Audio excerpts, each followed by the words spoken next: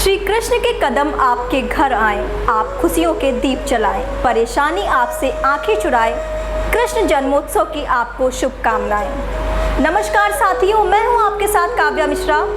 मानव जीवन सबसे सुंदर और सर्वोत्तम होता है। मानव जीवन की खुशियों का कुछ ऐसा जलवा है कि भगवान भी इस खुशी को महसूस करने के लिए समय समय पर धरती पर आते हैं। शास्त्रों के अनुसार भगवान विष्णु ने भी समय समय पर मानव रूप लेकर इस धरती के सुखों को भोगा है। भगवान विष्णु का ही एक रूप कृष्ण जी का है, जिन्हें लीलाधर और लीलाओं का देवता माना जाता है।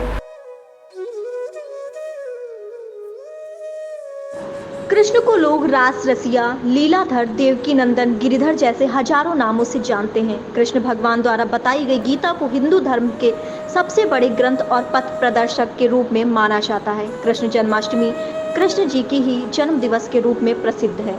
श्री कृष्ण का जन्म भाद्रपद कृष्ण अष्टमी की मध्य रात्रि को रोहिणी नक्षत्र में देवकी व श्री वसुदेव के पुत्र रूप में हुआ था। कंस ने अपनी मृत्यु के भय से अपनी बहन देवकी और वसुदेव को कारागार में कैद किया हुआ था।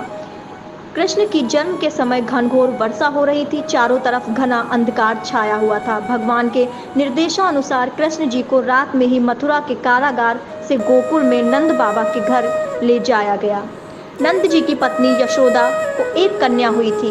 वासुदेव श्री कृष्ण को यशोदा के पास सुलाकर उस कन्या को अपने साथ ले गए। कंस ने उस कन्या को वासुदेव और देवकी की संतान समझकर पटक कर मार डालना चाहा, लेकिन वह इस कार्य में असफल ही रहा।